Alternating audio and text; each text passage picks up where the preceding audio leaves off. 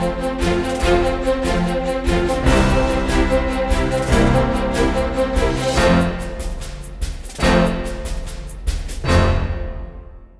Study IQ IAS Hindi में आप सभी लोगों का बहुत बहुत स्वागत है। मैं हूं वीरत दुबे और आज हम डिस्कशन करने जा रहे हैं मुद्दे की बात के इस प्रोग्राम में एक महत्वपूर्ण मुद्दे को। इसमें आप देख पा रहे होंगे मुस्लिम पर्सनल लॉ मामले में सुप्रीम कोर्ट ने NHRC, NCW और NCM को भी, यहाँ पर NCM लिखा नहीं है लेकिन NCM को भी हम आगे आपको एक्सप्लेन करेंगे, इन सब को नोटिस जारी करी है। यहाँ पर नोटिस का तात्पर्य जो है इस प्रकार से है कि एक विशेष मामला है मुस्लिम पर्सनल लॉ बोर्ड की तरफ से, जिसमें बहुविवाह और हलाला तलाक जो है उसको लेकर के पैरवी करी जा रही है और इसी के संबंध में NHRC और NCW को पक्षकार बनाए जाने का नोटिस दिया गया। तो नोटिस किस बात का है? पक्षकार बनाने का। ठीक है, तो पूरा मामला हम लोग समझेंगे इस पूरे लेक्चर में। साथ ही साथ हम इस पूरे के पूरे सेशन के दौरान आने वाले जो भी महत्वपूर्ण बिंदु होंगे, जैसे कि तमाम सारे आर्टिकल्स का रेफरेंसेस यहाँ पर दिया जाएगा, चाहे वो आर्टिकल 13 हो, 14 हो, 15 हो या फिर आर्टिकल 21 हो। इसके अलावा जो भी महत्वपूर्ण शब्दावलियों का प्रयोग किया जाएगा उनका भी हम यहाँ पर ध्यान रखेंगे और जहाँ जहाँ पर इनका प्रयोग होता रहेगा वहाँ वहाँ पर हम इसको समझते चलेंगे। तो इस दृष्टिकोण से कि इस मुद्दे की बात में सिर्फ इसी मुद्दे पर ही चर्चा नहीं होगी, बल्कि इससे जुड़े हुए जितने भी दूसरे मुद्दे होंगे उसको भी हम कवर कर रहे होंगे, क्योंकि वहां से आपके एग्जाम में प्रश्न बनने की संभावना विधिवत बनी रहती है। साथ ही साथ जब आप साक्षात्कार में जाते हैं यानी इंटरव्यू में जाते हैं तो वहां से भी इससे संबंधित प्रश्न पूछे जा सकते हैं। तो पूरे लेक्चर में शुरू से लेकर के अंत तक बने रहिएगा। चलिए शुरुआत करते हैं। सबसे पहले हम मामले को समझते हैं कि क्या है, यानी खबर क्या है। तो सुप्रीम कोर्ट की 5 जजों की एक संवैधानिक पीठ है। अब देखिए यहाँ पर एक एक शब्द में जो पॉइंट्स निकल करके आएंगे वो हम सब चीजें एक्सप्लेन करेंगे। आपको कहा गया है कि सुप्रीम कोर्ट के द्वारा सुप्रीम कोर्ट की एक 5 जजों की संवैधानिक पीठ है। यहां पर अंडरलाइन करने की बात संवैधानिक पीठ को लेकर के हो जाती है, क्योंकि कई बार आपसे एग्जाम में क्वेश्चन पूछा जा सकता है कि संवैधानिक पीठ क्या होती है, इसका वर्णन कहां पर है, क्या किसी आर्टिकल में इसका रेफरेंस है क्या। तो इस तरीके की चीजों को पूछा जा सकता है आपसे एग्जाम में। तो 5 जजों की ही संवैधानिक पीठ क्यों है, 3 जजेस की क्यों नहीं है, इस पर भी क्वेश्चन आ सकते हैं आपसे। तो 5 जजों की संवैधानिक पीठ में जिसकी अध्यक्षता जो है या जो कि हेडेड था किसके द्वारा, न्यायमूर्ति इंदिरा बनर्जी जी के द्वारा, इस बेंच ने, सुप्रीम कोर्ट की इस बेंच ने NHRC, NCW और NCM यानी कि national human rights commission, national commission for women और नेशनल कमीशन फॉर माइनॉरिटीज, इन सबको पक्षकार बनाने के लिए नोटिस जारी किया है। पक्षकार बनाने के लिए नोटिस जारी किया है किस मामले में? जो कि मुस्लिम पर्सनल लॉ की जो प्रथाएं हैं, जिसे आप बहुविवाह या आप निकाह हलाला को रखते हैं, इस तरीके की प्रथाओं में सुनवाई के लिए इनको पक्षकार बनाया गया है। तो पहले तो इसी चीज को समझ लेते हैं। यहां पर जितनी चीजें लिखी उसको समझने का प्रयास करते हैं। सबसे पहले तो हमको यह समझना चाहिए कि जब कभी भी किसी कानून के स्पष्टीकरण की बात आ जाती है या फिर संविधान में लिखे गए किसी मामले के स्पष्टीकरण की जब बात आती है, तो ऐसे मामलों की जब सुनवाई होगी तो उसमें संवैधानिक पीठ का गठन किया जाएगा और ऐसी संवैधानिक पीठ की व्याख्या आर्टिकल 145 अनुच्छेद 145 उसके क्लॉज 3 में दी गई है, जिसमें कहा गया है कि उसकी संरचना में कम से कम 5 जजेस की यह पीठ होनी चाहिए। तो इसलिए ये 5 जजों की पीठ है। इसके पहले ये मामला 2018 में लाया गया था। एक वकील थे श्री उपाध्याय जी, तो उनके द्वारा ये लाया गया था और उनके दूसरे वकील और जो 3 और महिलाएं हैं, अभी उनका भी नाम यहाँ पर हम लेंगे, तो उन महिलाओं के द्वारा लाया गया था। उसमें 3 जजेस की पीठ थी। उस 3 जजेस की पीठ ने 5 जजेस की संवैधानिक पीठ को ये मामला ट्रांसफर किया और ये मामला ट्रांसफर जब हो गया तो ये संवैधानिक पीठ ने ये निर्णय लिया है कि इसकी हम सुनवाई करेंगे और सुनवाई में हम NHRC, NCW और NCM को पक्षकार बनाएंगे। अब इसकी सुनवाई कब होगी? इसकी सुनवाई दशहरे की जो अवकाश होगा, दशहरा जो है उसकी जब छुट्टी होगी उसके बाद जब ओपनिंग होगी कोर्ट की, तो उसमें जो है उसकी डेट यहाँ पर दी गई है कि उस समय हम इसकी सुनवाई कर रहे होंगे। यानी दशहरे के बाद इसकी सुनवाई होगी। सीधे तौर पर बात ये, वो तो कोई इंपॉर्टेंट बात नहीं है, पर इंपॉर्टेंट ये चीजें हैं तो मैंने आपको बताई। तो आई होप कि ये वाला पॉइंट क्लियर हो गया होगा। अब ये जो 5 जजेस हैं, इन 5 जजेस में अध्यक्ष कौन है? न्यायमूर्ति इंदिरा बनर्जी, और जो अन्य 5 जजेस हैं वो आप इनको यहाँ पर देख पा रहे हैं, आप इन्हें आराम से समझ सकते हैं। इन 5 जजेस की जो पूरी पीठ है, जिसमें हेमंत गुप्ता जी हैं, सूर्यकांत जी हैं, इंदिरा बनर्जी जी आपको बीच में दिख रही हैं, इसके बाद MM संदेश जी हैं, और यहाँ पर आपको ढोलिया जी दिख रहे हैं। तो ये 5 जो जजेस हैं इनकी संवैधानिक पीठ है ये। ठीक, चलिए अब हम वापस इसी पर आते हैं और अन्य चीजों को समझते हैं। देखिए यहाँ पर जब ये कहा जा रहा है कि NHRC, NCW और NCM नाम के संवैधानिक निकाय को पक्षकार बनाया गया, तो संवैधानिक निकाय क्या होते हैं, माफ कीजिएगा वैधानिक निकाय यहाँ पर है, वैधानिक निकाय क्या होते हैं। अब ये वैधानिक निकाय, संवैधानिक निकाय और 3 तरीके के निकायों की मैं यहाँ पर चर्चा कर लेता हूं। जैसे कि एक तो आपका है संवैधानिक निकाय, संवैधानिक निकाय, ठीक है। इसके अलावा एक आपसे कभी कभी चीजें हो सकती हैं वैधानिक निकाय, जो कि चर्चा यहां पर हो रही है, वैधानिक निकाय। और एक चर्चा हो सकती है जिसमें कहा जा सकता है कि अर्ध न्यायिक निकाय, जिन्हें क्या कहा सकता है, अर्ध न्यायिक, अर्ध न्यायिक निकाय। ठीक, अब छोटे से शब्दों में मैं आपको बता दे रहा हूं, संवैधानिक निकाय ऐसे निकाय हैं जिनका वर्णन संविधान में किया गया है, किसी अनुच्छेद के अंतर्गत उनको रखा गया है। जैसे हम बात करते हैं यूपीएससी, तो यूपीएससी क्या है, एक संवैधानिक निकाय है। ठीक है, जैसे मैं बात कर लूं चुनाव आयोग, चुनाव आयोग ये क्या है, एक संवैधानिक निकाय है। इसके संविधान में वर्णन किए गए हैं, संविधान में इसमें अलग अलग अनुच्छेदों में इसका वर्णन किया गया है, इसकी शक्तियों का वर्णन किया गया है, कैसे इसकी संरचना होगी इनका वर्णन किया गया है। वैधानिक निकाय वे निकाय होते हैं जिनको कानूनी मान्यता होती है सरकार की तरफ से, संसद में या विधायिका में इनके लिए कानून या प्रोविजंस बना के दिए जाते हैं।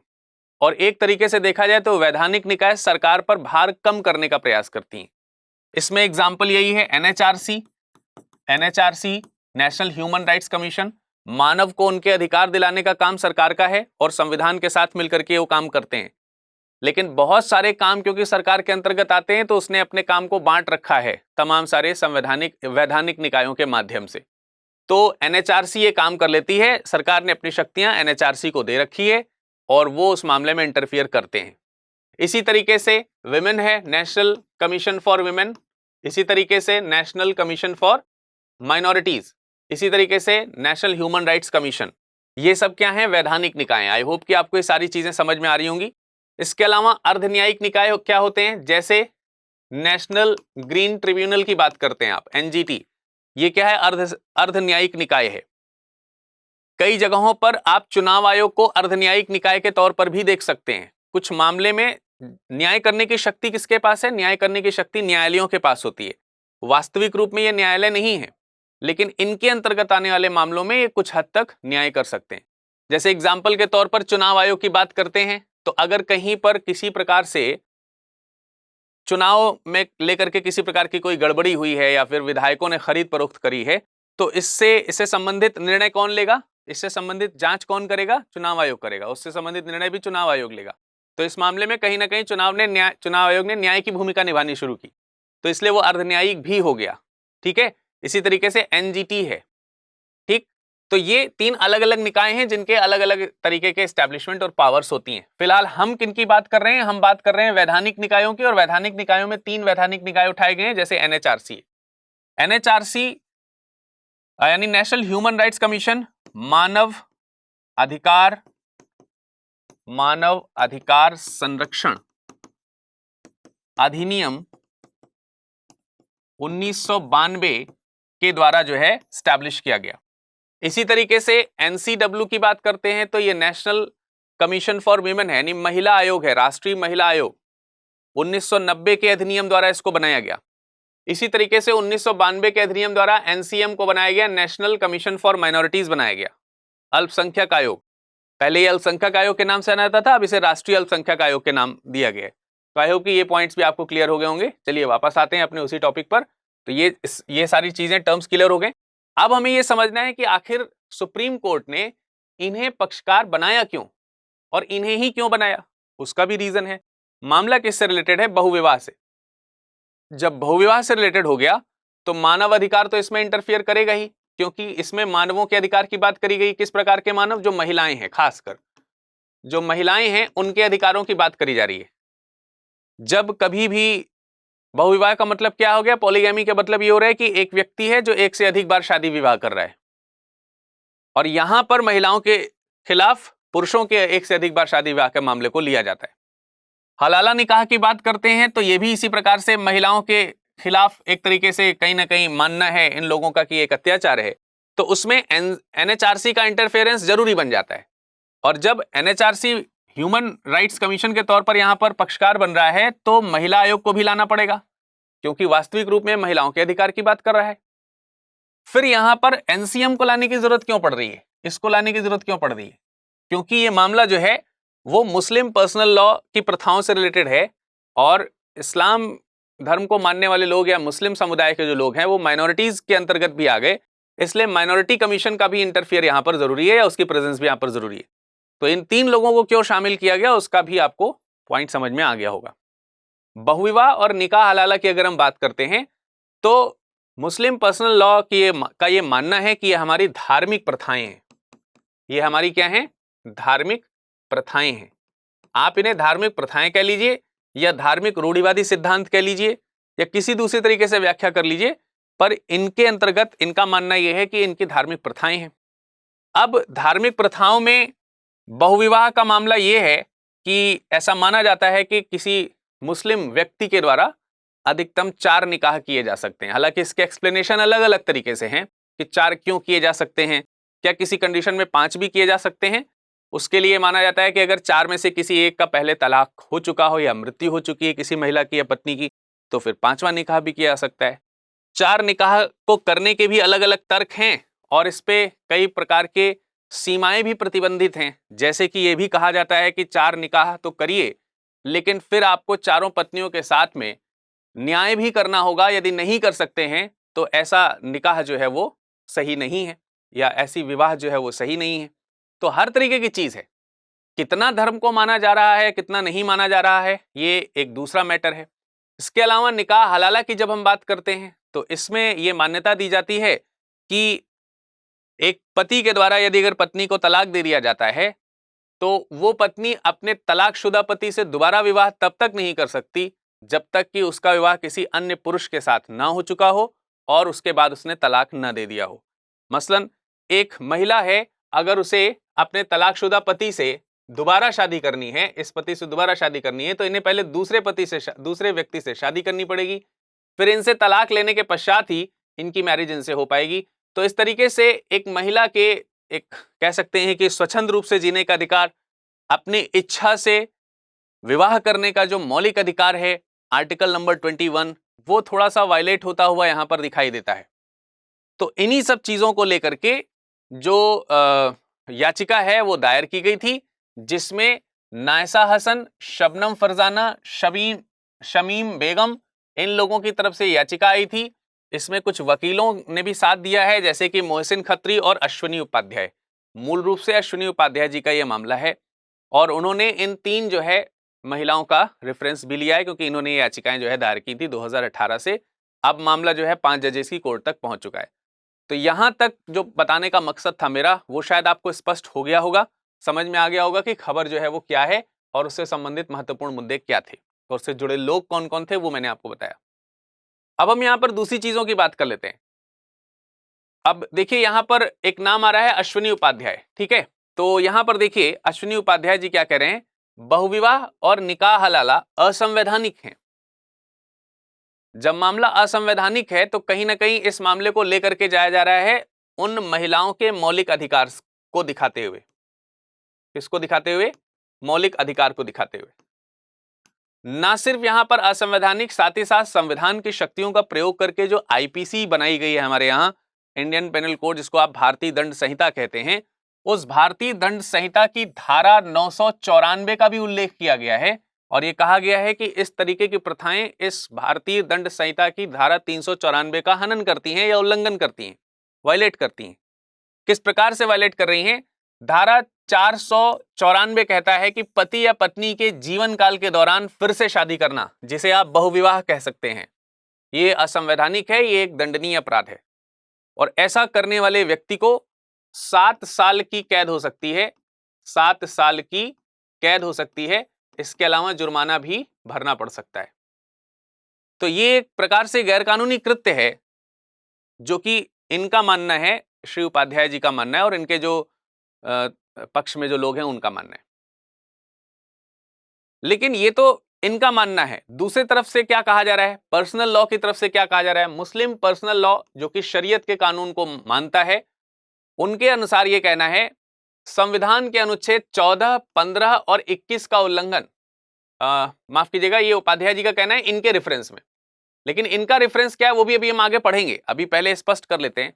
तो मुस्लिम पर्सनल लॉ जो कि शरीयत के कानून को मानता है, उसके ऊपर यह भी आरोप लगाया गया है इन लोगों की तरफ से। जैसे एक तो हमने यहां पर स्पष्ट किया कि यह मामला जो है वो किससे संबंधित है, बहुविवाह से संबंधित है, जो कि इस नियम को वायलेट करता है और इसके खिलाफ इस तरीके की सजाएं भी दी जा सकती हैं।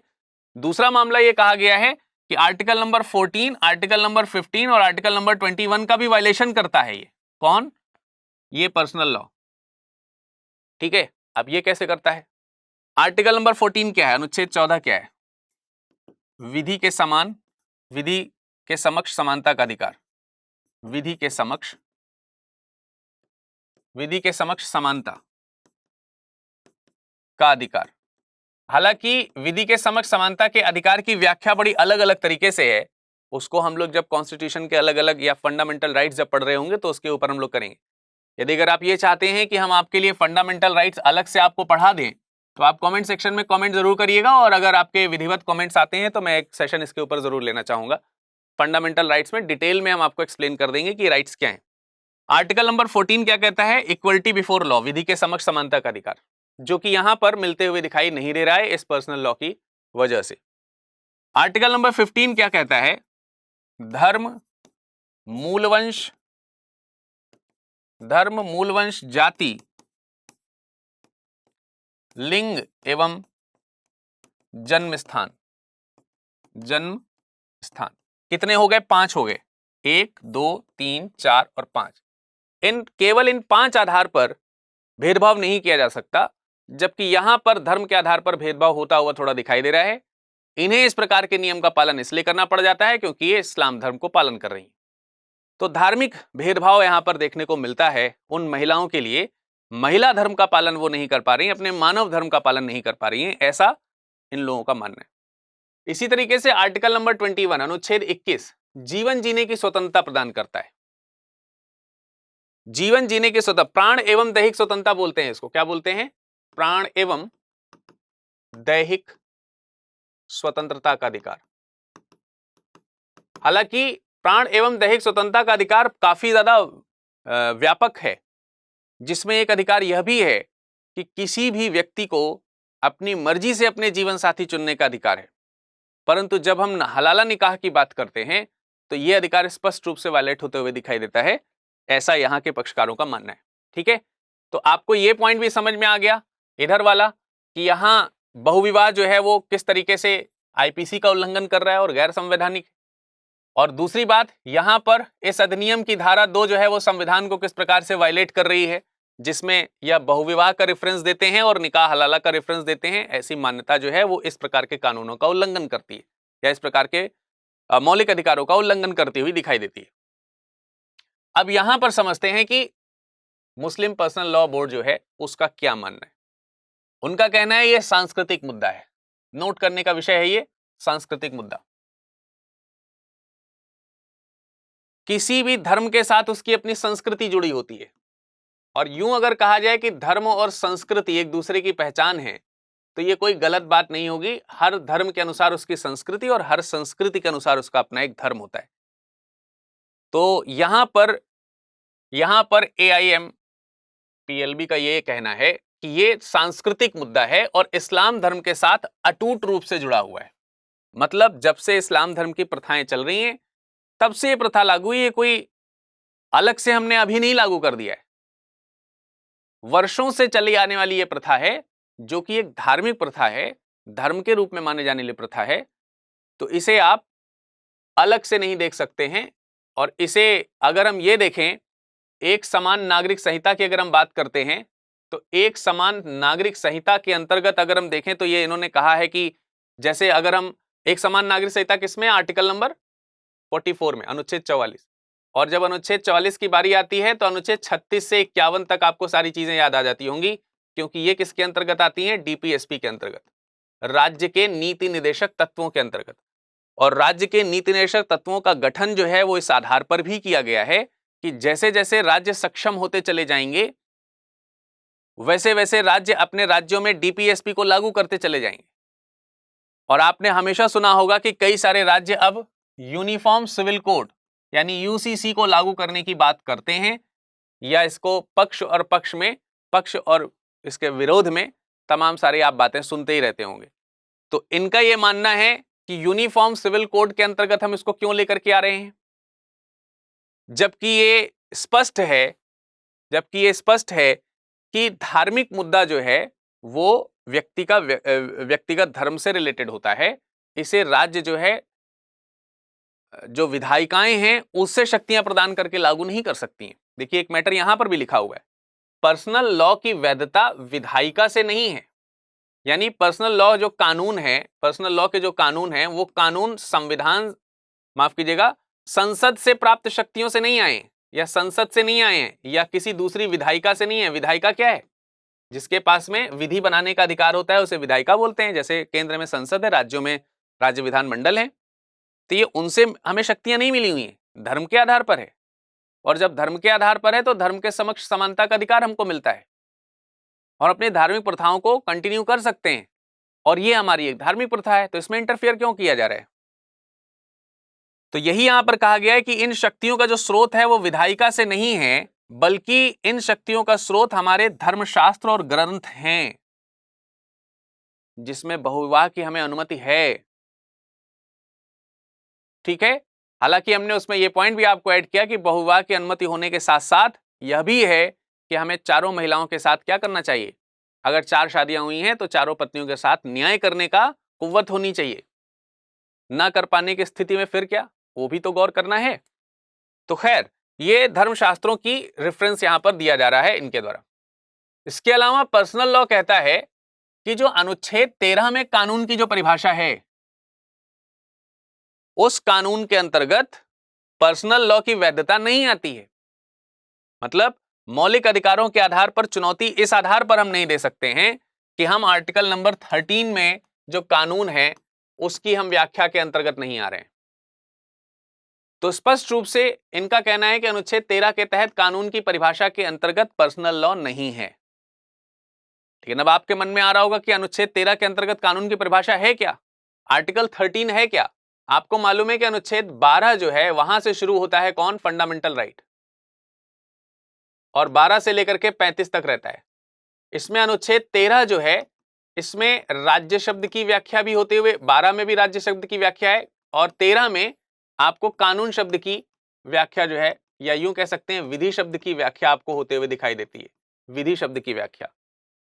तो जब यह कहा जाता है कि भाई राज्य भेदभाव नहीं करेंगे, विधियों का समान संरक्षण होगा, तो यह हमें पता होना चाहिए कि राज्य क्या है, ये विधि क्या है। तो इसकी व्याख्या हमको होते हुए देखने को मिलती है। और जरा इस व्याख्या के ऊपर गौर करिए, आर्टिकल 13.3A। आर्टिकल 13.3A में स्पष्ट रूप से विधि के अंतर्गत राज्य क्षेत्र के विधि का बल रखने वाला कोई भी अध्यादेश, ध्यान रखिएगा, कोई भी अध्यादेश हो, कोई भी आदेश हो, कोई भी उपविधि हो, कोई भी नियम हो, कोई भी विनियम हो, अधिसूचना हो, और मोर इंपॉर्टेंट रूढ़ि या प्रथा हो, ये आता है। तो जब ये आता है तो इस प्रकार के दावे कई बार गलत साबित होते हुए दिखाई देंगे, क्योंकि स्पष्ट रूप से कह दिया गया कोई भी रूढ़ि या प्रथा भी आर्टिकल नंबर 13 के कानून शब्द के अंतर्गत आती है। तो पर्सनल लॉ की ये वाली जो बात है वो स्पष्ट रूप से नहीं स्पष्ट हो पा रही। तो फिलहाल इन्हीं सब मुद्दों पर ही आगे जब दशहरा के बाद ये इस पर कार्यवाही होगी तो क्या व्याख्या निकलती है उस पर हम लोग कवर करेंगे जरूर। तो आपको स्पष्ट रूप से समझ में आ गया होगा कि पूरा का पूरा मैटर क्या है, हलाला निकाह क्या होता है, इसके बारे में मैंने आपको बताया। साथ ही साथ बहुविवाह की क्या प्रथा है उसके बारे में व्याख्या करी, तमाम सारे आर्टिकल्स जो थे उसको एक्सप्लेन करने का प्रयास किया आपके सामने। साथ ही साथ जो तमाम प्रकार की शब्दावलियों का प्रयोग हुआ था जैसे कि संवैधानिक निकाय, वैधानिक निकाय इत्यादि, वो भी आपको स्पष्ट किया है। आशा करते हैं ये सब चीजें स्पष्ट हुई होंगी आपके मन में। इन्हीं से संबंधित आज का एक प्रश्न आपके सामने यहां पर है, आप इसका स्क्रीनशॉट चाहें तो ले सकते हैं और इस प्रश्न का उत्तर आप कमेंट सेक्शन में कमेंट करके जरूर दीजिएगा। पूछा गया है, संवैधानिक पीठ के गठन एवं उसकी संरचना का उल्लेख संविधान के किस अनुच्छेद में है? आज के इस सेशन में ही मैंने इसके बारे में बताया है। 4 विकल्प आपके सामने हैं, अनुच्छेद 143, 45, 47 और 42 के क्लॉज 3। इसके अलावा मुख्य परीक्षा से संबंधित भी एक प्रश्न मैंने आपके लिए बना करके दिया है। आप इनको 250 शब्दों में 250 वर्ड्स में लिख करके हमें भेज सकते हैं, जिसमें क्वेश्चन पूछा गया है वैधानिक निकाय, संवैधानिक निकाय और अर्धन्यायिक निकाय। इन पर आपको 250 शब्दों में टिप्पणी लिखनी है। लेकिन इन प्रश्नों के उत्तर आप भेजेंगे कहां? इसको भेजने के लिए आप इस QR कोड को स्कैन कर सकते हैं और हमारे टेलीग्राम ग्रुप से जुड़ सकते हैं, या फिर आप इस टेलीग्राम लिंक पर भी जाकर के हमें जुड़ सकते हैं। मुख्य परीक्षा से संबंधित जो मैंने प्रश्न पूछा है वो आंसर राइटिंग करके आप हमें इस पर्टिकुलर कह सकते हैं कि मेल आईडी पर भेज सकते हो, जिसमें virat.dube@studiiq.com लिखा है। यहां पर आप हमें मेल करके भेज सकते हो। चलिए, तो समझ में आ गया होगा शायद कि आज मुद्दे की बात में जिन मुद्दों पर चर्चा हुई है वो क्या है। इसी तरीके के दूसरे प्रमुख मुद्दे की बात को लेकर के हम आपके समक्ष फिर से उपस्थित होंगे। तब तक के लिए नमस्कार, धन्यवाद।